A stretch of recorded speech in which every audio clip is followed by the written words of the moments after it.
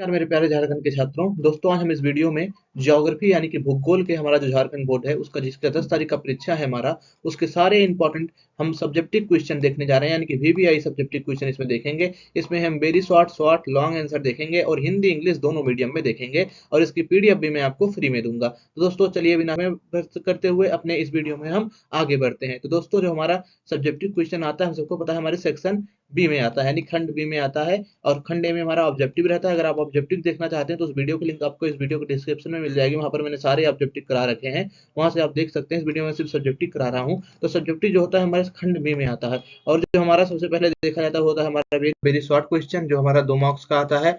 दोस्तों ये जो 2 मार्क्स का क्वेश्चन रहता है इसे आपको 1 लाइन 2 लाइन 3 लाइन में यानी कि मैक्सिमम 3-4 लाइन में आपको इसको लिख के खत्म करना रहता है। तो दोस्तों इसमें जितने भी शॉर्ट क्वेश्चन पूछे गए हैं हम आपको सारे कराएंगे। देखते हैं अपने पहले प्रश्न को। पहले प्रश्न पढ़ते हैं, इसके बाद मैं आपको उसका उत्तर कराऊंगा। पहला प्रश्न है हमारा, who is the author of the book small is beautiful, यानी कि स्मॉल इज ब्यूटीफुल पुस्तक के लेखक कौन है। हमारा 26 नंबर का प्रश्न है। अगला प्रश्न है हमारा, आईटीडीपी निम्नलिखित में से किसके लिए प्रयुक्त होता है, यानी कि IDBT refers to which one of the following. अगला प्रश्न है हमारा, on which river and between which two places does the north national waterway number 1 lie, यानी कि राष्ट्रीय जलमार्ग संख्या 1 किस नदी और किन 2 स्थानों के बीच है। तो आइए इन सभी का हम उत्तर देखते हैं। ठीक दोस्तों, क्योंकि मैं पहले यहाँ पर आपको प्रश्न दिखाऊंगा उसके बाद एक स्लाइड पे उत्तर दिखाऊंगा।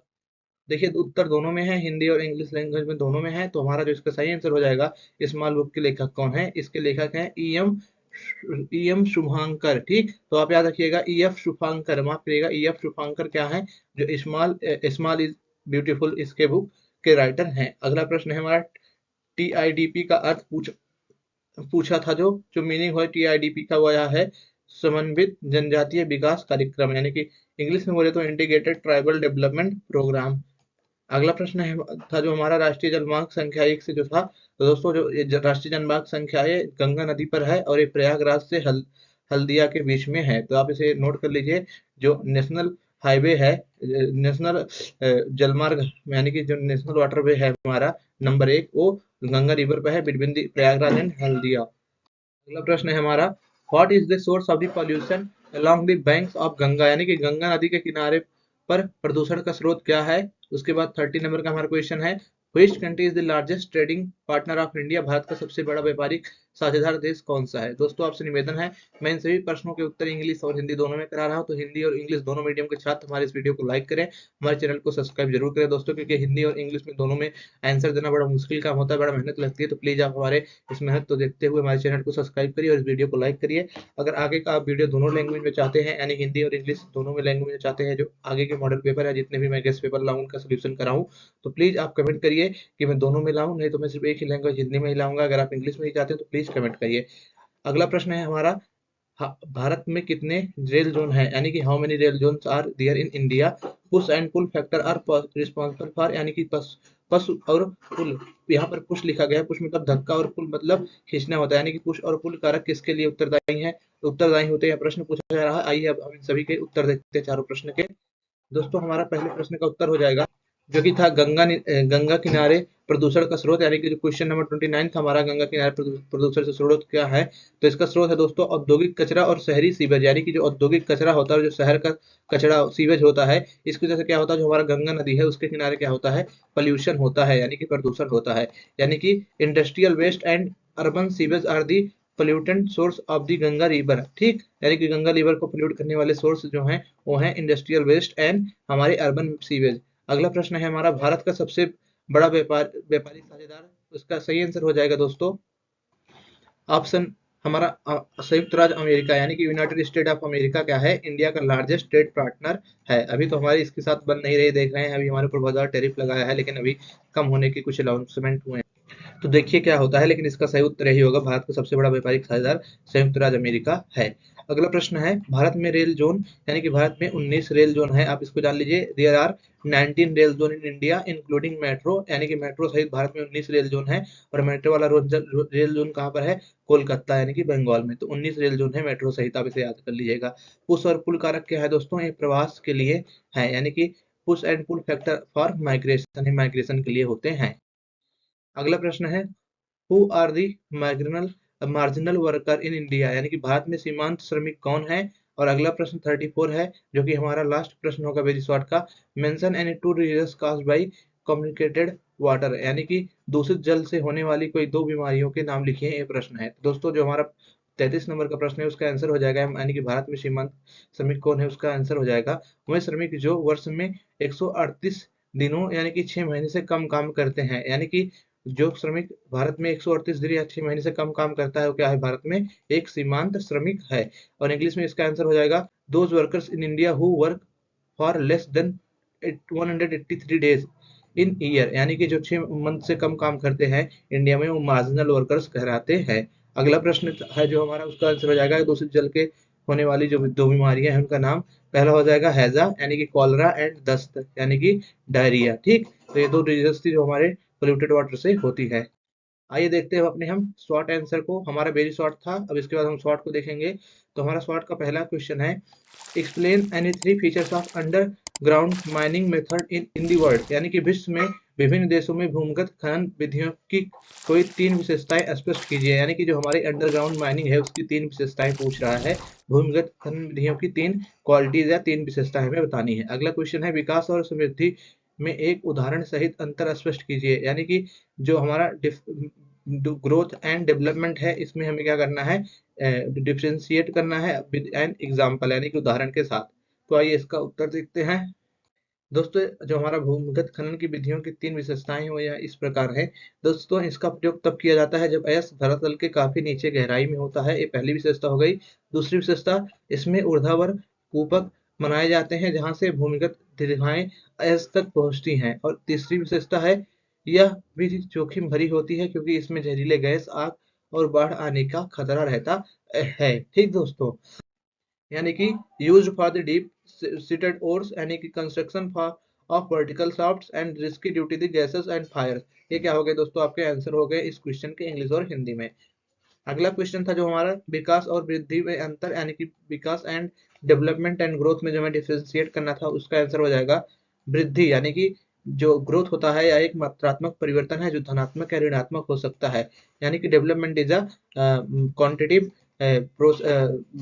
Change which is may be positive and may be negative, यानी कि जो विकास है ये क्या है, मात्रात्मक परिवर्तन है। उदाहरण के लिए किसी शहर की जनसंख्या 1 लाख से 2 लाख हो जाना, ये क्या है, ग्रोथ है। ग्रोथ मतलब वृद्धि। वृद्धि क्या होता है, एक मात्रात्मक परिवर्तन होता है जो धनात्मक और ऋणात्मक दोनों हो सकता है। उदाहरण के लिए जैसे किसी शहर की जनसंख्या 1 लाख से 2 लाख हो जाना, ये क्या है दोस्तों, ये वृद्धि है यानी कि ग्रोथ है। और वहीं पर जो विकास है जिसको हम डेवलपमेंट बोलते हैं, यह एक गुणात्मक परिवर्तन है, यानी कि development is a quantitative change, यानी कि एक गुणात्मक परिवर्तन है इसमें। और क्वालिटेटिव चेंज, क्वालिटेटिव चेंज का मतलब क्या होता है, ये दोस्तों एक गुणात्मक परिवर्तन है जो तब होता है जब गुणवत्ता में सकारात्मक वृद्धि हो। तो आप यहाँ से जान गए जो वृद्धि है वो क्या है, एक मात्रात्मक परिवर्तन, और जो विकास है वो क्या है, एक गुणात्मक परिवर्तन। अब विकास का उदाहरण देख लीजिए, यानी कि डेवलपमेंट का उदाहरण। उदाहरण के लिए जो हमारा डेवलपमेंट का उदाहरण हो जाएगा वो यह है, जनसंख्या बढ़ने के साथ शिक्षा और स्वास्थ्य सुविधाओं में सुधार होना, ये क्या है दोस्तों, विकास। अगर सिर्फ जनसंख्या 1 लाख से 2 लाख हो रही है तो ये वृद्धि है। लेकिन अगर दोस्तों जनसंख्या 1 लाख से 2 लाख हो रही है, उसी के साथ साथ हमारी जो शिक्षा और स्वास्थ्य सुविधाएं हैं वो भी बढ़ रही हैं, तो ये क्या होगा दोस्तों, हमारा विकास होगा। तो हमारा विकास और वृद्धि में अंतर हो गया उदाहरण सहित। यानी कि growth is a quantitative change and development is a qualitative change, improvement in the quality. यानी कि क्वांटिटेटिव चेंज का मतलब क्या होता है, मात्रा में सुधार, और क्वालिटेटिव चेंज का मतलब होता है जो हमारी क्वालिटी होती है उसमें सुधार। अगला प्रश्न है हमारा, describe any three characteristic of house hold industries, यानी कि गृह उद्योग की कोई तीन विशेषताएं बताइए। तो इसका सही उत्तर हो जाएगा, गृह उद्योग की तीन विशेषताएं इस प्रकार है। यह निर्माण की सबसे छोटी इकाई है जिसमें स्थानीय कच्चे माल का प्रयोग होता है। यानी कि जो गृह उद्योग होता है, यानी कि जो हमारा हाउस होल्ड इंडस्ट्री होता है, उसमें हमारे स्थानीय कच्चे उत्पाद जो होते हैं उनका प्रयोग किया जाता है, यानी कि लोकल लेवल के जितने भी रॉ मटेरियल होते हैं उनका यूज किया जाता है। और इसमें परिवार के सदस्य श्रमिक के रूप में कार्य करते हैं, यानी कि member of the family work as a worker in this industry, household industry. यानी कि हाउस होल्ड इंडस्ट्री में जो परिवार के लोग होते हैं वही क्या करते हैं, श्रमिक के रूप में कार्य करते हैं। दूसरी विशेषता हो गई। और तीसरी विशेषता हो गई, तैयार माल का प्रयोग या तो घर में या स्थानीय बाजार में बेचा जाता है। यानी कि जो हाउस होल्ड इंडस्ट्री होती है उसका जो माल तैयार होता है, उसका जो तैयार माल रहता है तो घर में यूज किया जाता है, या जो स्थानीय बाजार होता है यानी जो लोकल मार्केट होता है वहां पर तो बेचा जाता है। तो ये तीन विशेषताएं थी हमारे गृह उद्योग की यानी कि हाउस होल्ड इंडस्ट्री की। अगला क्वेश्चन है हमारा question number 38, differentiate between helmet and the dispersed rural settlement of India, यानी कि भारत में छिटक एवं विखंडित ग्रामीण बस्तियों में अंतर स्पष्ट कीजिए। आइए इसको देखते हैं। लोकल जो मैंने आपको बताया था ना इंडस्ट्री होम मतलब कॉटेज इंडस्ट्री है जिसको हम क्या बोलते हैं दोस्तों, हाउस होल्ड इंडस्ट्री, उसकी क्वालिटी यहाँ पर लिखी गई है local raw material, family labour and sell in the local market. English वाले इसे देख लें। वैसे तो मैं हिंदी में बता रहा हूँ, ऐसे भी आप समझ जाएंगे, लेकिन कुछ शब्द दे रहा हूँ मैं आपको कीवर्ड्स, जिस कीवर्ड से आप अपना आंसर बना लें। तो हिंदी वाला भी आप समझें, हिंदी वाले से आप अपना जो कीवर्ड है इसकी मदद से अपना इंग्लिश का आंसर बना सकते हैं।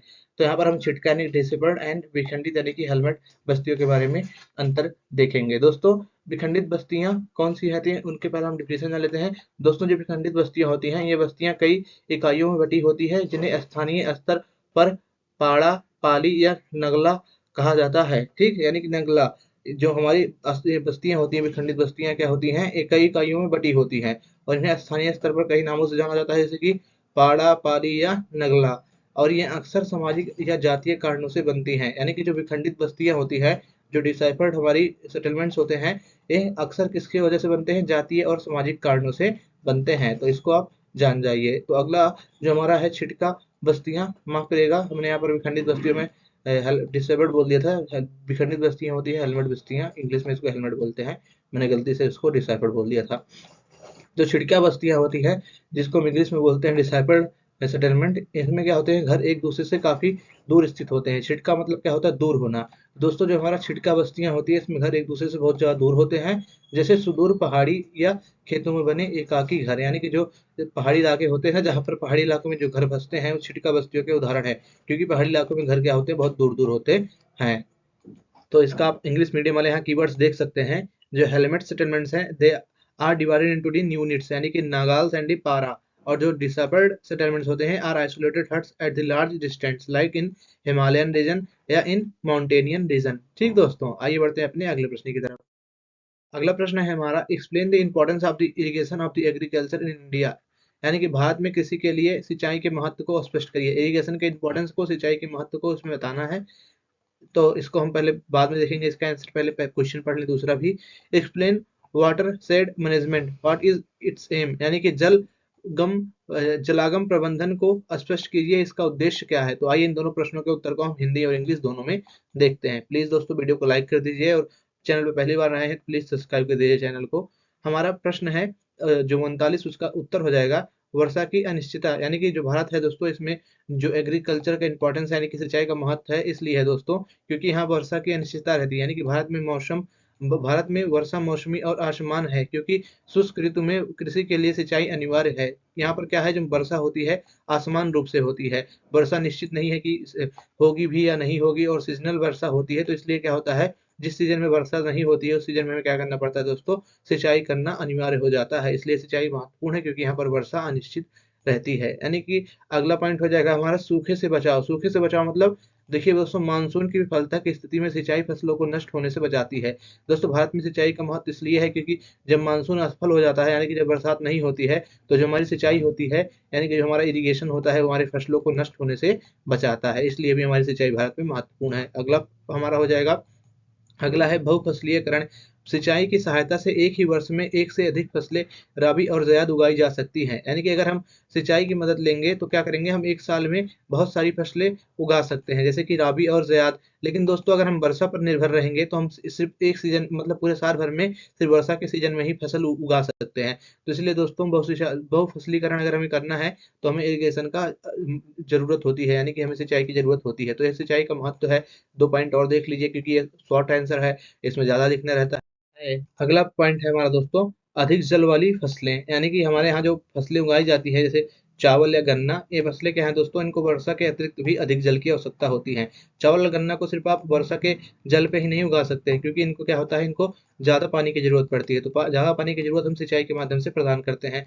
अगला है हरित क्रांति की सफलता। हम सभी जानते हैं अधिक उपज देने वाले बीज, यानी कि जिसको हम HYV बीज बोलते हैं और उर्वरकों का लाभ केवल सुनिश्चित सिंचाई से ही संभव है। अगर हम अपने खेतों में मतलब सब फर्टिलाइजर का यूज कर रहे हैं और एचवाईवी बीज यानी कि जो हमारे हाइब्रिड बीज होते हैं उनका यूज कर रहे हैं, उनका लाभ हमें तभी मिलेगा जब हम क्या करेंगे, हम सही समय पे सिंचाई करेंगे। तो दोस्तों ये थे हमारे कुछ पॉइंट जो हमारे इरिगेशन के महत्व को यानी कि सिंचाई के महत्व को भारत में दर्शाते हैं। इंग्लिश मीडियम वाले इसे देख लेंगे। Rainfall is seasonal and uneven distributed because the India is diverse in climatic reason. जो इंडिया है दोस्तों, यहाँ पर सीजनल रेनफॉल होती है, हर एक मौसम में नहीं होती है, किसी किसी मौसम में मतलब सिर्फ वर्षा के मौसम में क्या होती है, रेनफॉल होती है। और जो ये रेनफॉल होती है अनइवनली डिस्ट्रीब्यूटेड है, यानी कि हर एक जगह एक रूप से नहीं होती है, कहीं पर ज़्यादा बारिश होती है, कहीं पर कम बारिश होती है। Irrigation is needed during the dry season. तो जो हमारे ड्राई सीजन होते हैं, जैसे कि हमारा गर्मी का महीना हो गया और ठंडी का महीना, तो इसमें क्या होता है, इन ड्राई सीजन में हमें इरिगेशन की जरूरत पड़ती है क्योंकि इस समय हमारी कोई रेनफॉल नहीं होती है। अगला है ड्रॉट प्रोटेक्शन। अगर हमें अपनी फसलों को सूखे से बचाना है तो हमें सिंचाई करनी पड़ती है। और अगर हम मल्टीपल क्रॉपिंग करना चाहते हैं यानी कि एक साल में ढेर सारी फसलें उगाना चाहते हैं, तब भी हम क्या करते हैं, इरिगेशन का यूज करते हैं। क्योंकि दोस्तों अगर हम इरिगेशन नहीं करेंगे तो मल्टीपल क्रॉपिंग नहीं कर पाएंगे। अगर वर्षा के सहारे रहें तो हम रेनी सीजन में ही फसल उगा पाएंगे। जो हमारे विंटर सीजन है, जो हमारे सनी सीजन होते हैं, उसमें हम फसल नहीं उगा पाएंगे। अगला पॉइंट है हमारा वाटर इंटेंसिव क्रॉप्स, यानी कि rice and sugar cane are water intensive crops, जो इंडिया में बहुत ज़्यादा ही मात्रा में उगाई जाती हैं। तो इनके लिए क्या होता है, इरिगेशन ज़्यादा लगता है, यानी कि इनके लिए सिंचाई की ज़रूरत ज़्यादा होती है क्योंकि वर्षा जल पर ही हम इसको नहीं उगा सकते हैं, जो चावल और गन्ने जैसी फसलें हैं। और green revolution, we know that hybrid जो सीड्स हैं और जो फर्टिलाइजर्स हैं, जो ग्रीन रेवोल्यूशन के बाद ज़्यादा यूज हो रहे हैं, इनका इन सभी का लाभ तभी मिल सकता है, हाइब्रिड सीड और जो फर्टिलाइजर है इनका लाभ तभी मिल पाएगा किसान को जब वो अच्छी मात्रा में क्या करेगा, इरिगेशन करेगा। तो आइए बढ़ते हैं, अब देखते हैं अगले प्रश्न, जो कि हमारा 48वां प्रश्न था, उसको वाटर से डाला। दोस्तों पहले हम हमारे शॉर्ट क्वेश्चन है ना कि जलागमन प्रबंधन क्या है और इसका उद्देश्य, इसमें हमसे डिफिनीशन और एम पूछा गया है। तो पहले हम क्या करेंगे, डिफिनीशन लिखेंगे, यानी कि जलागम प्रबंधन का अर्थ क्या है। तो जलागमन प्रबंधन का अर्थ मुख्य रूप से धरातलीय और भौम जल संसाधनों के कुशल प्रबंधन और संरक्षण से है। यानी कि जो जलागम प्रबंधन का अर्थ है दोस्तों, मुख्य रूप से धरातलीय और जो भौम जल संसाधन है उनका क्या है, कुशल और प्रबंधन संरक्षण से है। तो इसका डिफिनीशन हो गया है जलागम प्रबंधन का। दोस्तों आप कंफ्यूज मत होइए, इसका जो मतलब क्वेश्चन है, जो आंसर है इसका, आप पीडीएफ आप पा जाएंगे, क्वेश्चन आंसर जितना भी है सबका पीडीएफ आप इंग्लिश और हिंदी मीडियम में पा जाएंगे। लेकिन दोस्तों प्लीज आप हमारे चैनल को सब्सक्राइब कर दीजिए, क्योंकि दोस्तों इस वीडियो को बनाने में बहुत मेहनत लगती है, इंग्लिश और हिंदी दोनों में क्वेश्चन को लिखने में। तो प्लीज वीडियो को सब्सक्राइब चैनल को सब्सक्राइब करिए और वीडियो को लाइक करिए, क्योंकि दोस्तों बहुत ज़्यादा मेहनत से मैंने इंग्लिश और हिंदी में इसकी पीडीएफ बनाई है। तो प्लीज़ दोस्तों हमारी मदद करिए। कोई अभी फ्री में पीडीएफ नहीं देता है, पूरे यूट्यूब पे देख लीजिए, सब लॉगिन करवाएंगे, ऐप पे ले जाएंगे, लॉगिन करवाएंगे, वेबसाइट पर पैसे लेंगे, लेकिन आपको फ्री में मिल जाएगी। तो प्लीज़ दोस्तों अगर आप फ्री में पा रहे हैं, हमारे चैनल को सब्सक्राइब कर दीजिए। दोस्तों हमारी परिभाषा हो गई जलागमन प्रबंधन की। अब हम देखेंगे इसका उद्देश्य। दोस्तों जलागमन जलागम प्रबंधन होता है, इसका उद्देश्य है धरातलीय बहाव को रोकना और भूमिगत जल का पुनर्भरण, यानी कि भूमिगत जल जो है वो क्या हो, उसका पुनर्भरण हो और हमारा जो धरातलीय बहाव है वो रुके। ये पहला उद्देश्य होता है हमारा जलागम प्रबंधन का। अगला है प्राकृतिक संसाधनों और समाज के बीच संतुलन बनाए रखना। और थर्ड है हमारा स्थानीय समुदाय के लिए सतत आजीविका सुनिश्चित करना। क्योंकि जलागमन प्रबंधन यानी कि शेड वाटर मैनेजमेंट क्या करता है दोस्तों, ये एक संतुलन मतलब सतत विकास करता है। इससे क्या होता है, हमारी आजीविका सुनिश्चित रहती है और हमारे आने वाली पीढ़ियों को भी जल की पूर्ति अच्छी मात्रा में होती रहती है। तो यह इसका उद्देश्य है कि जो हमारा सस्टेनेबल डेवलपमेंट है वो बना रहे जलागमन प्रबंधन का। अगला हम अगर इसको इंग्लिश में देखें तो इसका डिफिनेशन लिख देंगे, it is refers to the efficient management and conservation of the surface and ground water resource including the land and vegetation. यानी कि इसका मतलब है कि जो ये हमारा वाटर सेट मैनेजमेंट है, इसमें क्या किया जाता है, इसमें जो हमारा ग्राउंड वाटर वाटर है और जो conservation of the surface water है, इसका प्रोसेस किया जाता है इसमें, और इंक्लूडिंग लैंड एंड वेजिटेशन, यानी कि इसमें लैंड एंड वेजिटेशन को भी शामिल किया जाता है, जिससे क्या हो, हमारा जो सस्टेनेबल डेवलपमेंट हो वो हमें प्राप्त हो सके। इसका एम कुछ इस प्रकार है, to stop surface run off and recharge water और ग्राउंड वाटर। जैसे कि आप क्या करते हैं दोस्तों, इससे हमारा जो ग्राउंड वाटर है उसको दोबारा रिचार्ज करते हैं। यानी कि रिचार्ज करने का मतलब क्या है, अगर हम पानी को इकट्ठा करके रखेंगे, जलागम प्रबंधन करेंगे, तो जो हमारा जल की पानी है, यानी कि जो हमारे भूमि का जल है वो क्या होगा दोस्तों, जल की पानी बोल रहा हूँ गलती से, भूमि का जो जल है दोस्तों वो क्या रहेगा, संरक्षित रहेगा। ऐसे ही 3 पॉइंट्स और है, इसे आप देख लीजिएगा। आगे बढ़ते हैं, देखते हैं अपने 41वें प्रश्न। 41वां प्रश्न है शॉर्ट का, right any 6 characteristic of road transports in India, यानी कि भारत में सड़क परिवहन की कोई 6 विशेषताएं बताइए। ठीक। अगला प्रश्न है describe any 5 features of changing patterns of the compositions of India's imports, यानी कि भारत के आयात संरचना के बदलते स्वरूप की कोई 5 विशेषताओं का वर्णन कीजिए। तो आइए देखते हैं इन दोनों प्रश्नों का उत्तर हिंदी और इंग्लिश दोनों मीडियम में। तो जो हमारे भारत का सड़क परिवहन है उसकी 5 अच्छा विशेषताएं इस प्रकार हैं, जो कि आप नीचे देख सकते हैं, मैंने यहाँ पर लिखी है। द्वार से द्वार सेवा, यानी कि यह घर और खेतों तक सीधी पहुंच प्रदान करता है। जो हमारी रोड ट्रांसपोर्ट है ये क्या है, ये हमें हर एक द्वार से द्वार क्या करता है, जोड़े रखता है रोड ट्रांसपोर्ट। ठीक। हम हर एक जगह अपने एरोप्लेन से नहीं जा सकते हैं। ठीक। लेकिन हम क्या हो सकते हैं, जो हमारा मतलब हवाई रास्ते से हमारी जगह नहीं जा सकते हैं, लेकिन हम सड़क रास्ते से हर एक जगह लगभग जा सकते हैं, द्वार से द्वार जा सकते हैं। और कम दूरी के लिए किफ़ायती, यानी कि अगर हमें कम दूर जाना है तो हम अगर रेलवे या हवाई रास्ता चुनते हैं तो महँगा पड़ेगा, लेकिन हम अगर सड़क परिवहन से जाते हैं, ठीक दोस्तों, तो ये क्या होगा दोस्तों, सस्ता होगा। क्योंकि दोस्तों कम दूरी के माल और यात्री परिवहन के लिए सबसे सस्ता साधन होता है। और ऊबड़-खाबड़ भूभाग, सड़कें ऊबड़-खाबड़ और पहाड़ी क्षेत्रों जैसे कि हिमालय में भी बनाई जा सकती हैं। जो हमारा रोड ट्रांसपोर्ट है, ये क्या हो सकता है, ये ऊबड़-खाबड़ भूभाग भूभाग में भी चल सकता है। यानी कि जो पहाड़ी इलाका है, वहाँ पर भी क्या हो सकता है, हमारा ये आसानी से जो सड़क होती है उससे बनाई जा सकती है। तो इसका एक विशेषता यह भी हो गया। अगला है पूरक सेवाएँ, यानी कि यह रेलवे स्टेशनों, बंदरगाहों और हवाई अड्डों के लिए एक कड़ी का काम करता है। यानी कि जो रेलवे सेवाएँ हैं और बंदरगाही सेवाएँ हैं और जो हवाई सेवाएँ हैं, इनका आदमी अच्छे से लाभ उठा ले, इसके लिए क्या करता है, कड़ी सेवा के रूप में कार्य करता है। यानी कि ये हमें रेलवे और बंदरगाहों और हवाई अड्डों तक पहुँचाने में भी मदद करता है। क्योंकि हमें अगर बंदरगाह तक जाना है, हवाई अड्डे तक जाना है, तो हम उड़कर नहीं जाएँगे, हम किससे जाएँगे, सड़क से ही जाते हैं ना। तो ये पूरक सेवा है रेलवे, बंदरगाहों और हवाई अड्डों का। ठीक। अगला है लचीलापन, यानी कि इसमें समय और मार्ग के चुनाव में अधिक लचीलापन होता है। आपका जैसा समय है उसी अनुसार आप मार्ग क्या कर सकते हैं, अपना सकते हैं। तो कभी-कभी आपके पास कम टाइम होता है, तो अपने कम टाइम चुनकर क्या क्या करते हैं, शॉर्टकट लेते हैं। यानी कि इसमें लचीलापन है। अगर आपके पास ज़्यादा टाइम है तो आप अच्छे रास्ते से लॉन्ग वे से जा सकते हैं, लेकिन अगर आपके पास कम समय है तो आप क्या करते हैं, शॉर्टकट लेते हैं और आसानी से पहुँच जाते हैं। यानी कि जो इसमें समय और मार्ग के चुनाव में अधिक लचीलापन होता है। अगली विशेषता है कम निर्माण लागत, यानी कि रेलवे की तुलना में सड़कों के निर्माण और रख-रखाव की लागत बहुत कम होती है। रेलवे की जो अगर हम तुलना करेंगे सड़क मार्ग से, तो क्या होगा, इसकी जो लागत होती है और जो निर्माण की रख-रखाव की लागत होती है, ये भी कम होती है। ठीक दोस्तों, अब आइए दोस्तों देखते हैं आयात संरचना के बदलते स्वरूप, जो कि हमारा फोर्ट फोर्ट मतलब 40वां क्वेश्चन था। 40वां क्वेश्चन में पूछा गया था कि भारत में बदलते हुए आयात संरचना के मतलब स्वरूप को बताइए। तो दोस्तों जो हमारा आयात संरचना बदल रही है उसी को स्वरूप को हम देख लेते हैं। दोस्तों खाद्यान्न में कमी, यानी कि 1970 के दशक के बाद भारत खाद्यान्न में आत्मनिर्भर हुआ, जिससे अनाज का आयात कम या बंद हो गया है। दोस्तों हमारा आयात संरचना, यानी कि जो हम बाहर से सामान इम्पोर्ट करते हैं, मंगाते हैं दूसरे देशों से, उसी को बोलते हैं हम आयात।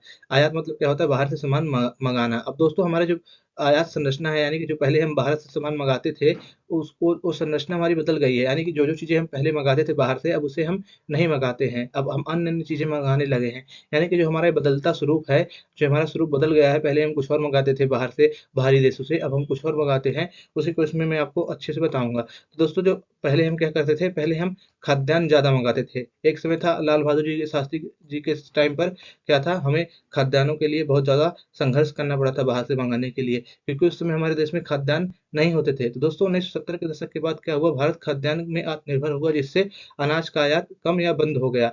अब दोस्तों जो हमारा पहला बदलाव आया है हमारे आयात संरचना में, वो आया है खाद्यान्नों में कमी, यानी कि हम खाद्यान्न यानी कि जो अनाज है उसका क्या करते हैं, आयात नहीं करते हैं या बहुत कम मात्रा में करते हैं। क्योंकि दोस्तों 1970 के बाद क्या हुआ, भारत खाद्यान्न में यानी कि अनाजों में आत्मनिर्भर बन गया है, क्योंकि हमारे यहाँ ग्रीन रेवोल्यूशन हुआ। तो इस वजह से हम क्या करते हैं दोस्तों, हम खाद्यान्न को नहीं मंगाते हैं बाहर से। तो पहला आयात संरचना के बदलाव का स्वरूप ये हो जाएगा खाद्यान्नों में कमी। पहला पॉइंट एक करके आप इसे अच्छे से लिखेंगे।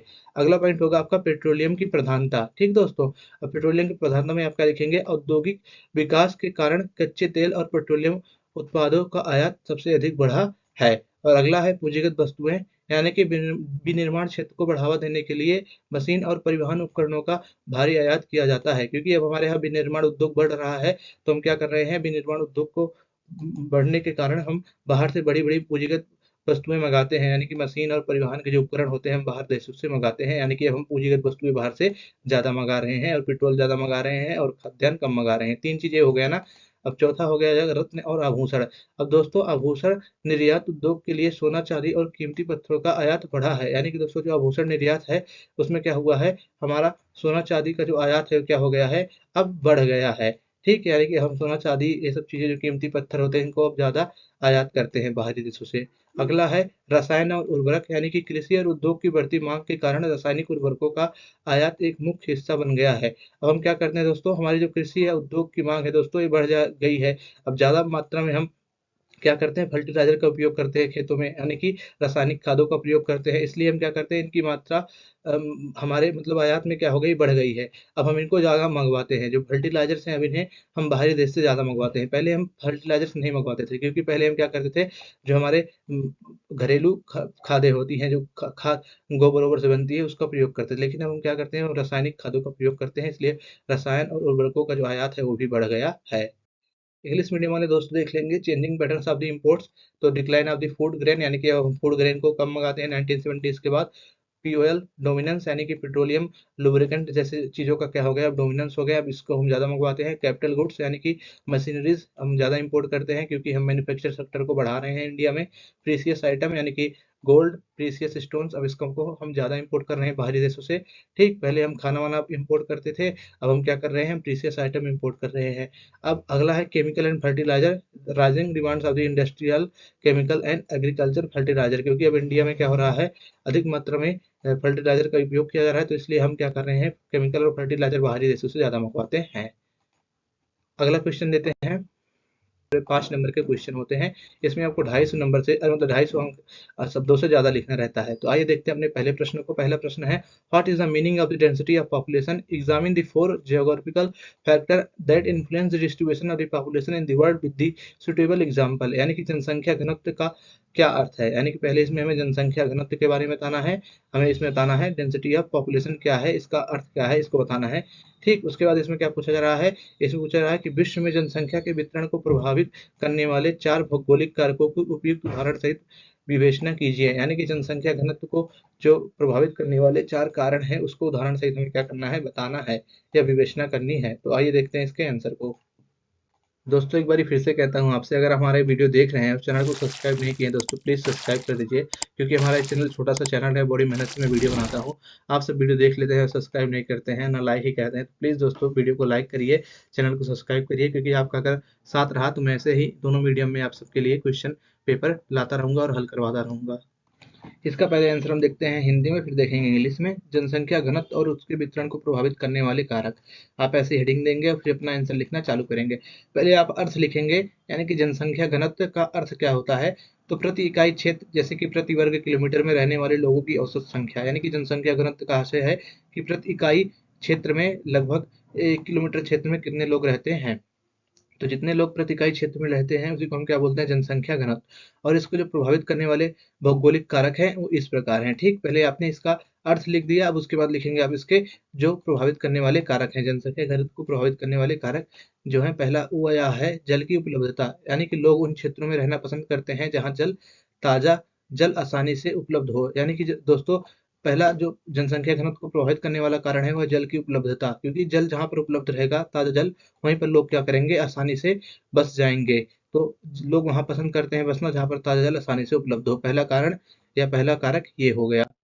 अगला कारक है भू आकृति, यानी कि समतल मैदानी कृषि और उद्योगों के लिए उपयुक्त होते हैं, यानी कि जो समतल मैदान होता है ये कृषि और उद्योग के लिए क्या होता है, उपयुक्त होता है, इसीलिए यहाँ सघन जनसंख्या पाई जाती है। यानी कि भू आकृति, यानी कि कैसा आकृति है, वो मरुस्थल है, समतल है, पहाड़ी इलाका है, तो इसके अनुसार भी जो जनसंख्या घनत्व है वो प्रभावित होता है। अधिकतर समतल मैदानी इलाकों में लोग ज्यादा बसते हैं, क्योंकि यहाँ पर कृषि और उद्योग आसानी से क्या किया जाता है, स्थापित किया जा सकता है। तो यानी कि जो हमारा मैदानी क्षेत्र है वहाँ पर जनसंख्या घनत्व भी ज़्यादा पाया जाता है, तो भू आकृति भी क्या करती है, जनसंख्या घनत्व को प्रभावित करती है। अगला है जलवायु, अत्यधिक गर्म या ठंडी जलवायु वाले क्षेत्रों में कम जनसंख्या रहती है, यानी कि जो अत्यधिक गर्म या बहुत ज़्यादा ठंडी जलवायु वाले क्षेत्र है वहाँ पर क्या है, जो जनसंख्या होती है वो कम रहती है, यानी कि जलवायु भी क्या करती है, जनसंख्या घनत्व को प्रभावित करती है। अगर जलवायु अत्यधिक गर्म है तो वहाँ पर लोग कम रहेंगे, या अत्यधिक ठंडी है तब भी वहाँ पर लोग कम रहेंगे। हमारे यहाँ अगर जलवायु एक अच्छी मात्रा में, ना ज़्यादा ठंडी है ना ज़्यादा गर्म है, तो वहाँ पर लोग क्या होंगे, ज़्यादा रहेंगे।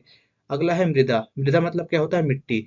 उपजाऊ मिट्टी वाले क्षेत्र जैसे कि गंगा का मैदान कृषि के लिए उत्तम होने के कारण घने बसे होते हैं। अगला कारण है दोस्तों जनसंख्या घनत्व को प्रभावित करने वाला मिट्टी। अगर दोस्तों मृदा अच्छी है, अगर उपजाऊ मृदा है जैसे कि गंगा के मैदान, तो दोस्तों यहाँ कृषि के लिए उत्तम कारण होते हैं, और उत्तम कारण होने के कारण यहाँ पर जो लोगों की बस्तियां होती हैं वो घनी होती हैं, यानी कि यहाँ पर पॉपुलेशन डेंसिटी भी ज्यादा होती है। मैंने आपको यहाँ पर 3-4 कारण बताए। पहला हो गया जलवायु, दूसरा हो गया मृदा, तीसरा भू आकृति, और पीछे मैंने आपको बताया था जल। ये 4 चीजें हैं जो आपको अपने आंसर में लिख के आनी है। ठीक, अगर आपको ये आंसर नहीं आ रहा है सही से, तो इसमें अगर आप 1-2 पॉइंट आपको एग्जाम के टाइम पे याद आ रहा है और 1-2 पॉइंट आप भूल जा रहे हैं, तो आप लिख दीजिएगा भारत में जनसंख्या घनत्व, किस राज्य में ज्यादा घनत्व है, किस राज्य में कम घनत्व है। जैसे कि यूपी में क्या है, जनसंख्या ज्यादा है लेकिन वहां पर जनसंख्या घनत्व कम है। लेकिन बिहार क्या है, बिहार में जनसंख्या घनत्व सबसे ज्यादा है। और सिक्किम में जनसंख्या घनत्व कैसा है, और मतलब ऐसे आप लिख सकते हैं हर एक स्टेट का।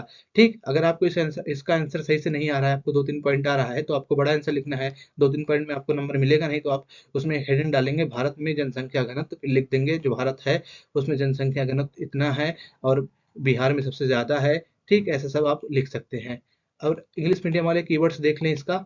नंबर ऑफ पर पर्सन, नंबर ऑफ पर्सन पर स्क्वायर किलोमीटर, यानी कि जो पॉपुलेशन डेंसिटी है उसका मीनिंग क्या है, how many numbers of people residing in पर स्क्वायर किलोमीटर, यानी कि नंबर ऑफ पर्सन पर स्क्वायर किलोमीटर एक रूप से क्या है, हमारे जो पॉपुलेशन डेंसिटी है इसका क्या हो गया, डिफिनीशन हो गया। और जो फैक्टर है, यानी कि जो फैक्टर है जो हमारे जनसंख्या घनत्व यानी कि पॉपुलेशन डेंसिटी को अफेक्ट करते हुए हैं, water, land form, climate and soil. अगर हमारा लैंड फॉर्म अच्छा है, जैसे कि प्लेन है, तो वहाँ पर लोग ज़्यादा रहेंगे। वाटर, अगर फ्रेश वाटर अवेलेबल है तो लोग वहाँ पर रहेंगे। क्लाइमेट अगर वहाँ का क्या है, मॉडरेट है, तब भी लोग रहेंगे। और सॉइल वहाँ पर अगर फर्टाइल है, तब भी लोग वहाँ पर क्या रहेंगे, अच्छी मात्रा में रहेंगे। तो ये सब जो फैक्टर्स हैं क्या करते हैं, हमारी पॉपुलेशन डेंसिटी को प्रभावित करते हैं। तो इंग्लिश वालों का भी ये कीवर्ड्स हो गया। आप हिंदी में बता रहे हैं ना, उसको भी समझ के इंग्लिश में लिख सकते हैं, लेकिन कीवर्ड्स मैं यहाँ पर दे दे रहा हूँ क्योंकि बिना कीवर्ड्स के आंसर नहीं लिखे जाते हैं। देखिए इंग्लिश वालों का कितना आसान है, आप 4 ही कीवर्ड्स में पूरा आंसर अच्छे से एक्सप्लेन कर सकते हैं। तो आप इसे अच्छे से पढ़ेंगे ना, जो हम पीडीएफ दे रहे हैं, आपको अच्छे से पूरा याद हो जाएगा। अगला है हमारा explain the concept of the determinism and neo determinism with suitable example, यानी कि नियतिवाद और नव नियतिवाद की धारणा को उपयुक्त उदाहरणों सहित स्पष्ट कीजिए। अब नियतिवाद और नव नियतिवाद को हमें उदाहरण सहित समझाना है। उदाहरण सहित मतलब क्या, पहले इसका डिफिनीशन देना है कि नियतिवाद है क्या, फिर उसके बाद एक उदाहरण देना है, फिर नव नियतिवाद को बताना है यह क्या है, फिर इसका एक उदाहरण देना है। ठीक, यही होता है उदाहरण सहित व्याख्या। तो आइए पहले देखते हैं दोस्तों हम नियतिवाद, जिसको इंग्लिश में बोलते हैं डिटर्मिनिज्म। दोस्तों जो नियतिवाद है, यह विचारधारा मानती है कि मानव के सभी क्रियाकलाप और जीवन शैली भौतिक पर्यावरण यानी कि प्रकृति द्वारा नियंत्रित व निर्धारित होती है। दोस्तों नियतिवाद का मानना है कि जो मानव की सभी क्रियाकलाप हैं क्या होते हैं, और जो जीवन शैली है वो क्या है दोस्तों, भौतिक पर्यावरण यानी कि प्रकृति द्वारा नियंत्रित व निर्धारित होती है। यानी कि प्रकृति स्वामी है और मानव उसका दास है। यानी कि नियतिवाद का मानना है जो प्रकृति है वो क्या है, स्वामी है, और मानव उसका दास यानी कि नौकर है एक रूप से। और दोस्तों जो प्रकृति है वो सर्वोपरि है, मानव सर्वोपरि नहीं है। नियतिवाद का कहना है जो प्रकृति है वो सर्वोपरि है, प्रकृति का दास है मानव। आप इसको याद रखिएगा, नियतिवाद का मानना है जो प्रकृति है वो सबसे सर्वोपरि है। इसका एग्जाम्पल देख सकते हैं आप, उदाहरण, क्योंकि यहाँ पर उदाहरण सहित व्याख्या कह रहा है, यानी कि यहाँ पे लिखते हैं सुटेबल एग्जाम्पल है, तो आपको एग्जाम्पल देना जरूरी है। अगर आप एग्जाम्पल नहीं देंगे तो आपका नंबर कम आएगा। उदाहरण के लिए गर्म रेगिस्तानी क्षेत्र जैसे सहारा के लोग प्रकृति के कारण हल्के और ढीले कपड़े पहनते हैं, और उनका भोजन व्यवसाय प्रकृति द्वारा निर्धारित होता है। यानी कि दोस्तों जो हमारे उदाहरण में आ जाएगा, जो सहारा के लोग हैं दोस्तों, जैसे सहारा क्या है दोस्तों, एक मरुस्थल है। तो जो मरुस्थल के लोग हैं दोस्तों क्या करते हैं दोस्तों, वो प्रकृति के कारण हल्के और ढीले कपड़े पहनते हैं, और उनका भोजन और व्यवसाय भी प्रकृति द्वारा निर्धारित होता है। दोस्तों नीतिवाद का क्या हो गया, एग्जाम्पल हो गया। आइए जानते हैं अपने नवनीतिवाद को और नियो डिटर्मिनिज्म को। दोस्तों ग्रिफिथ टेलर द्वारा प्रस्तुत या अवधारणा रुको और जाओ नव नियतिवाद कहलाती है। यानी कि दोस्तों जो ग्रिफिथ टेलर हैं, जो जिनके द्वारा ये अवधारणा स्थापित की गई, जिसका अर्थ है रुको और जाओ, यह क्या कहलाती है दोस्तों, stop and go A determination यानी कि न्यू डिटर्मिनिज्म कहलाती है। ठीक, यह न पूर्ण स्वतंत्रता यानी कि संभाववाद और न ही पूर्ण दासता यानी कि नियतिवाद, बल्कि यह एक मध्यम मार्ग है। दोस्तों जो नवनीतिवाद है, या तो ना तो पूर्ण स्वतंत्रता है, यानी कि ना तो ये पूर्ण संभववाद है, और ना तो दोस्तों ये पूर्ण दासता है, ना तो पूर्ण नियतिवाद है। यानी कि ये संभववाद और नियतिवाद के मध्यम का क्या है, मार्ग है। तो अगर नवनीतिवाद पूछे क्या है तो नवनीतिवाद क्या है, ए मतलब संभववाद और नीतिवाद के बीच का क्या है, मध्यम मार्ग है। नीतिवाद और संभववाद के बीच में हमारा आता है नवनीतिवाद। दोस्तों इसके अनुसार मनुष्य प्रकृति के नियमों का पालन करके ही उस पर विजय प्राप्त कर सकता है, अर्थात विकास की सीमा प्रकृति द्वारा तय की जाती है। जो हमारा नवनीतिवाद है उसका मानना है जो विकास की सीमा है वो प्रकृति द्वारा तय की जाती है। इसका ये उदाहरण देखते हैं नवनीतिवाद का। इसका उदाहरण देख सकते हैं दोस्तों, यदि प्रकृति ट्रैफिक लाइट की तरह है तो मानव को विकास करने के लिए लाल बत्ती पर रुकना होगा और हरी बत्ती मिलने पर आगे बढ़ना होगा, अर्थात प्रकृति प्राकृतिक संतुलन को नुकसान पहुंचाए बिना विकास करना होगा, यानी कि सस्टेनेबल डेवलपमेंट। यानी कि सतत विकास की जो अवधारणा है वही इसके करीब है नव नीतिवाद के। इसका मतलब यह है दोस्तों कि हमें प्रकृति की जो संतुलन है, जो प्राकृतिक संतुलन है, इसका नुकसान पहुंचाए बिना क्या करना पड़ेगा, विकास करना पड़ेगा। तो इंग्लिश वाले देख लें, डिटर्मिनिज्म यानी कि इन्वायरमेंटल डिटर्मिनिज्म जो है, human are the passive agents, ये मानता है तो ह्यूमन क्या है, एक पैसिव एजेंट है। ठीक, सब कुछ डिटरमाइन होता है नेचर द्वारा, नेचर इज अ सब सुप्रीम, नेचर सुप्रीम है, ऐसा मानना है डिटर्मिनिज्म का। और जो न्यू डिटर्मिनिज्म है उसका स्टॉप एंड गो का कॉन्सेप्ट है, तो इंट्रोड्यूस बाय द ग्रिफ्टिन टेलर, जो टेलर द्वारा इंट्रोड्यूस किया गया है। और इसमें क्या होता है, इसमें मिडिल पाथ की बात की जाती है। ठीक, इसमें बताया जाता है सस्टेनेबल डेवलपमेंट पर जोर दिया जाता है, मतलब इसमें कहा जाता है कि अगर हमें डेवलपमेंट करना है या हमें अगर आगे बढ़ना है तो हमें प्रकृति को नुकसान पहुंचाए बिना, यानी कि नेचर को डिस्ट्रॉय किए बिना क्या करना पड़ेगा, आगे बढ़ना होगा। दोस्तों आइए देखते हैं हम अपने 45 नंबर के क्वेश्चन को, जो कि है घुमंतु पशुपालन और व्यावसायिक पशुपालन के बीच में अंतर स्पष्ट करना। दोस्तों differentiate between nomadic hearing and commercial livestock rearing, इसके बारे में दोस्तों क्या करना है, हमें इसमें बताना है। यानी कि घुमंतु पशुपालन और व्यावसायिक पशुपालन में क्या अंतर है, इसे बताना है। दोस्तों ये वीडियो आपको थोड़ा लंबा इसलिए लग रहा है ना, क्योंकि मैं इसमें सभी प्रश्नों को शामिल कर रहा हूँ। जो अथवा वाले प्रश्न रहते हैं मैं इसमें उसको भी बता रहा हूँ और हिंदी और इंग्लिश दोनों में बता रहा हूँ, तो थोड़ा बड़ा है। लेकिन देखिए, अगर आप अच्छे से देखेंगे तो आपको 30-40 नंबर इसी वीडियो से आसानी से मिल जाएगा। तो आप अपना टाइम लगा के इसको अच्छे से समझिए और जो पीडीएफ दे रहा हूँ उसे अच्छे से पढ़िएगा। ठीक, अब आइए देखते हैं दोस्तों घुमंतु पशुपालन क्या होता है, यानी कि नोमैडिक हेयरिंग।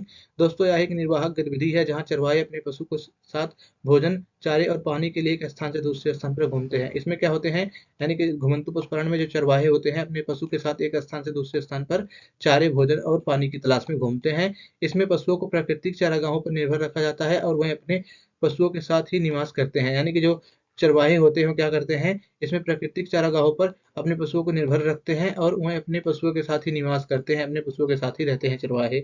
यह मुख्य रूप से सहारा, मध्य एशिया और भारत के हिमालयी क्षेत्रों में प्रचलित है, जहाँ आजीविका का मुख्य साधन पशु है। ठीक दोस्तों, यानी कि दोस्तों जो हमारा ये नोमैडिक हेयरिंग है, यानी कि जो घुमंतु पशुपालन है, ये सहारा और मध्य एशिया और भारत के हिमालयी क्षेत्रों में होता है अधिकतर। तो ये 3 पॉइंट्स हो गए हमारे घुमंतु पशुपालन के बारे में। अब हम ये बताते हैं व्यावसायिक पशुपालन क्या है। आप इसको टेबल भी बना के लिख सकते हैं, और आप अगर टेबल पर नहीं बना के लिखना चाहते हैं तो आप इसको अलग अलग भी लिख सकते हैं, जैसे मैंने यहाँ पर लिखा है। ठीक, जो जैसा आपको उचित लगे वैसा कर सकते हैं।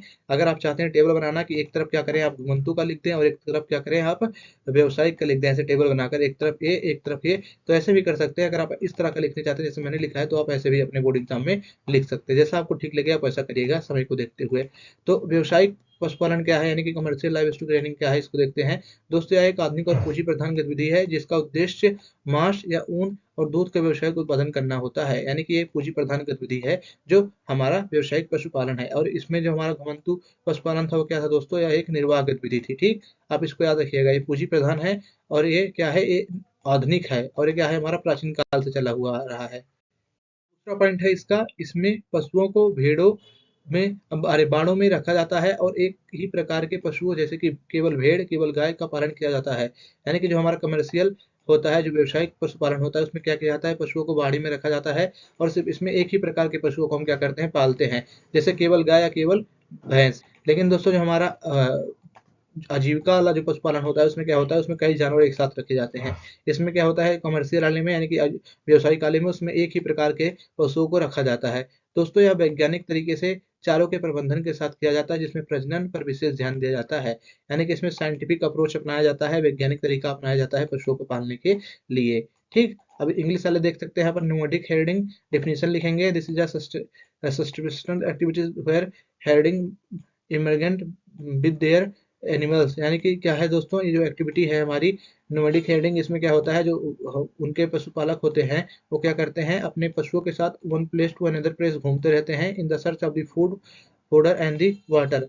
और इसमें लाइफ स्टाइल क्या है दोस्तों, इसमें जो लाइफ स्टाइल है दोस्तों वो डिपेंड करती है दोस्तों किस पे ऊपर, गेजिंग के ऊपर। इसमें जो हमारे गेजर हैं वो क्या करते हैं, अपने पशुओं को उन्हीं के साथ रहते हैं, जो उनके साथ प्रोडक्शन करते हैं उसका जो मतलब जो भी मतलब उनका क्रियाकलाप रहता है वो मुख्य रूप से जो उनके एनिमल्स रहते हैं उन्हीं पर निर्भर रहता है। उसी से वो क्या करते हैं, अपना फायदा पाते हैं और ये अपने मतलब जीवन को चलाने के लिए क्या करते हैं, इस प्रकार की मतलब नोमैडिक हर्डिंग करती हैं। और ये रीजन किस रीजन में होता है, तो सहारा रीजन, सेंट्रल एशिया और Himalayan region of the India. अगला था आपका commercial livestock training. Commercial में क्या है बताया, ये मॉडर्न है, कैपिटल इंटेंसिव है।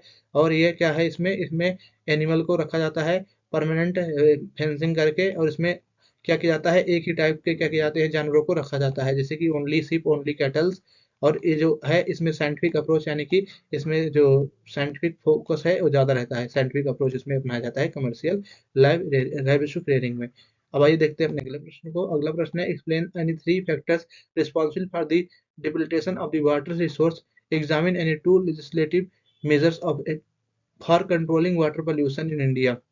यानी कि जल संसाधनों की कमी के लिए उत्तरदायी कोई तीन कारकों को स्पष्ट कीजिए और भारत में जल प्रदूषण को नियंत्रित करने के लिए कोई दो वैधानिक उपायों की विवेचना कीजिए। दोस्तों, भारत में जो जल संसाधन की कमी है उसके लिए उत्तरदायी कारकों को हमें क्या करना है, इसमें बताना है, यानी कि जल संसाधनों की कमी के लिए उत्तरदायी कारक बताने हैं। और भारत में जल प्रदूषण को नियंत्रित करने के लिए जो दो वैधानिक कदम उठाए गए हैं, यानी कि कानूनी जो कदम उठाए गए हैं, उसकी विवेचना भी हमें क्या करनी है, इस प्रश्न में करनी है। तो आइए देखते हैं इसका आंसर हो जाएगा, आप ऐसे हेडिंग देंगे, जल संसाधन की कमी के लिए उत्तरदायी कारक। पहला हो जाएगा जनसंख्या वृद्धि और तेजी से बढ़ती शहरीकरण, यानी कि दोस्तों जनसंख्या में वृद्धि के कारण पीने और घरेलू उपयोग के लिए पानी की मांग बढ़ गई है, इसलिए क्या हो रहा है, जल संसाधन कम हो रहा है। जल संसाधन के लिए उत्तरदायी कारक में पहला हो गया जनसंख्या में वृद्धि और तेजी से बढ़ती हुआ शहरीकरण, जनसंख्या बढ़ रही है इसलिए पानी की मांग भी बढ़ रही है। अगला होगा कृषि में जल का अत्यधिक उपयोग, यानी कि ग्रीन रेवोल्यूशन आप यहाँ पर मेंशन कर सकते हैं, क्योंकि फसलों की सिंचाई के लिए भूजल का अत्यधिक दोहन हो रहा है और जल स्तर इससे क्या हो रहा है, नीचे गिर रहा है। बेसिकली जब से हमारे यहाँ हरित क्रांति आई तो उससे ज्यादा खेतों में पानी का उपयोग किया जा रहा है। जल स्रोतों का प्रदूषण, यानी कि जो हमारे औद्योगिक अपशिष्ट हैं, इंडस्ट्रियल वेस्ट हैं और घरेलू कचरे हैं दोस्तों, ये क्या होते हैं दोस्तों, ये नदियों में मिल जाते हैं और इस वजह से जो हमारा पानी होता है पीने योग्य नहीं रह जाता है। जल प्रदूषण को नियंत्रित करने के लिए जो भारत में जो दो वैधानिक उपाय अपनाए गए हैं इस प्रकार हैं, दो ही बताना था इसलिए मैंने दो लिखा है यहाँ पर। जल प्रदूषण निवारण एवं नियंत्रण अधिनियम 1974। दोस्तों जो एक कानून है इसमें बताया गया है कि यह कानून जल स्रोतों को प्रदूषित होने से बचाने के लिए कड़े नियम बनाता है, यानी कि जो एक कानून है 1974 का हमारा जल अधिनियम, ये क्या करता है, हमारे जल स्रोतों को प्रदूषित होने के लिए क्या करता है, प्रदूषित होने से बचाने के लिए क्या करता है, कड़े नियम अपनाता है। ठीक, अगला है हमारा वन संरक्षण अधिनियम 1986।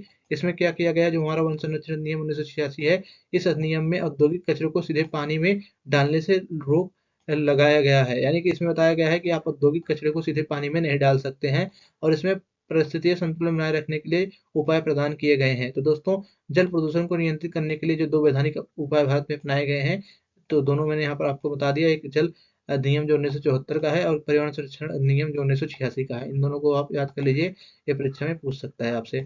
तो इंग्लिश मीडियम वाले आप यहाँ पर देख सकते हैं अपने आंसर को, the main causes of the water scarcity are population growth and rapid urbanisation, यानी कि पॉपुलेशन ग्रोथ होने की वजह से ड्रिंकिंग एंड डोमेस्टिक वाटर की डिमांड बढ़ गई है। Over use of the water in agriculture, after green revolution India is much more using water in the irrigation purpose. तो इसकी वजह से क्या हुआ है, जो हमारा इरिगेशन हो रहा है उसमें हम ज़्यादा वाटर को वेस्ट कर रहे हैं। ठीक, अगला है हमारा pollution of the water resource, यानी कि जो वाटर रिसोर्स है उसका क्या हो रहा है, पोल्यूशन हो रहा है, यानी पोल्यूशन जहाँ से हम अपना वाटर प्राप्त करते हैं पीने के लिए पानी, उसमें क्या हो रहा है, उसमें इंडस्ट्रियल वेस्ट और डोमेस्टिक वेस्ट को क्या किया जा रहा है, डाला जा रहा है। इस वजह से हमारा जो वाटर सोर्स है वो भी क्या हो रहा है, हमारा पोल्यूटेड हो रहा है। टू लीगल मेजर्स हमारे इंडिया में लगाए गए हैं कंट्रोल करने के लिए वाटर पोल्यूशन को, इस प्रकार है, water prevention and control of pollution act 1974। इसमें क्या कहा गया है, इसमें बोला गया है कि रिस्ट्रिक्शन लगाया गया है कि आप जो पोल्यूशन मतलब जो वाटर बॉडीज है उसे पोल्यूट नहीं कर सकते हैं 1974 वाले में। और इन्वायरमेंटल जो इन्वायरमेंट प्रोटेक्शन एक्ट 1986 है, इसमें क्या कहा गया है, इसमें प्रोहिबिट किया गया है कि आप जो इंडस्ट्रियल वेस्ट है उसको डायरेक्ट आप वाटर में या डायरेक्ट वाटर सोर्स में आप नहीं डाल सकते हैं, और इसमें इकोलॉजिकल बैलेंस को बनाने की बात की गई है। तो दोस्तों ये 2 मेजर्स थे जो हमारे लीगल मेजर्स हैं, इंडिया में अपनाए गए हैं वाटर पोल्यूशन को रोकने के लिए।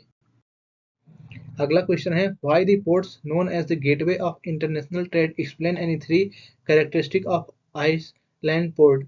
दोस्तों यह प्रश्न है, बंदरगाहों को अंतरराष्ट्रीय व्यापार के प्रवेश द्वार क्यों कहा जाता है, यानी कि अंतरराष्ट्रीय व्यापार का प्रवेश द्वार बंदरगाह को क्यों कहा जाता है। यह पहला प्रश्न का आंसर है हमारे इस 47 के क्वेश्चन का। और अंतर्देशीय बंदरगाह की कोई 3 विशेषताएं बताइए, यानी कि जो अंतर्देशीय बंदरगाह होती हैं उनकी 3 हमें क्वालिटीज यानी कि विशेषताएं भी इसमें बतानी है। तो आइए देखते हैं क्यों कहा जाता है अंतर्राष्ट्रीय जो हमारे बंदरगाह हैं, तो अंतर्राष्ट्रीय व्यापार के प्रवेश द्वार। दोस्तों बंदरगाहों को अंतर्राष्ट्रीय व्यापार के प्रवेश द्वार कहा जाता है क्योंकि वह समुद्र के रास्ते विभिन्न देशों के बीच होने वाले आयात निर्यात, यात्रियों की आवाजाही, माल लादने उतारने और भंडारण की सुविधा प्रदान करते हैं। वह देश के आंतरिक भागों और बाहरी विश्व के बीच एक प्रमुख कड़ी के रूप में कार्य करते हैं। तो दोस्तों ये कारण था जिसकी वजह से हम क्या करते हैं, जो हमारा बंदरगाह है उसको हम अंतर्राष्ट्रीय व्यापार के प्रवेश द्वार के रूप में जानते हैं, क्योंकि हमें देश के आंतरिक भागों और बाहरी विश्व के बीच एक प्रमुख कड़ी के रूप में कार्य करते हैं। अंतर्देशीय बंदरगाह की 3 विशेषताएं इस प्रकार हैं। स्थान, अंतर्देशीय बंदरगाह समुद्र तट से दूर किसी नदी या नहर के किनारे स्थित होते हैं। समुद्री जुड़ाव, ये बंदरगाह नदियों या नहरों के माध्यम से समुद्र से जुड़े होते हैं।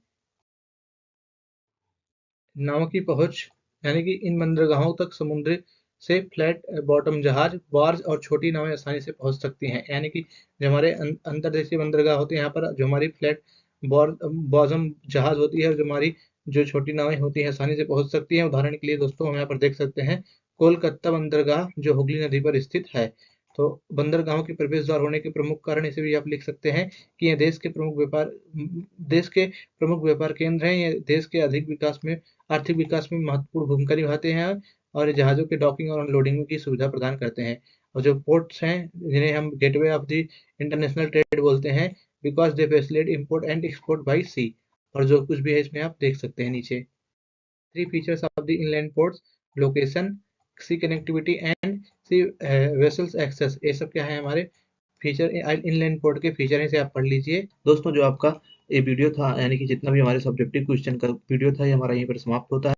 तो वीडियो देखने के लिए बहुत बहुत धन्यवाद आपका। Very thank you for watching this. दोस्तों अगर आप फुल मॉडल पेपर सोल्यूशन देखना चाहते हैं, या दोस्तों आप पिछले 3 साल की पीओक्यू देखना चाहते हैं हिंदी और इंग्लिश मीडियम में दोनों में, या full model paper solution Hindi और इंग्लिश दोनों मीडियम में देखना चाहते हैं, या इंपॉर्टेंट एमसीक्यू जो ज्योग्राफी को उसको देखना चाहते हैं, तो प्लीज हमारे चैनल पे जाइए या इस वीडियो के डिस्क्रिप्शन बॉक्स में जाइए। वहां पर आपको इस सभी वीडियो की लिंक मिल जाएगी। अगर आप हमारे चैनल पे जाएंगे तो आपको ज्योग्राफी के सारे वीडियोस जो हैं इंपॉर्टेंट पीवाईक्यू हिंदी और इंग्लिश दोनों मीडियम में, और हमारे इंपॉर्टेंट एमसीक्यूज जो हैं ज्योग्राफी के, और जो फुल मॉडल पेपर सोल्यूशन है वो सभी दोस्तों मिल जाएगा। तो अगर दोस्तों आप हमारे इस चैनल पे पहली बार आए हैं तो प्लीज आपसे निवेदन है हमारे चैनल को सब्सक्राइब करिए और हमारे वीडियो को लाइक करिए। और अगर आप इस वीडियो का पीडीएफ डाउनलोड करना चाहते हैं तो आप पीडीएफ के लिए इस वीडियो के डिस्क्रिप्शन में जाइए, वहां पर आपको इसका जो वीडियो का पीडीएफ है वो फ्री में मिल जाएगा, इंग्लिश और हिंदी दोनों मीडियम में। दोस्तों आपको मिलते हैं किसी अन्य वीडियो में, तब तक के लिए पढ़ लो।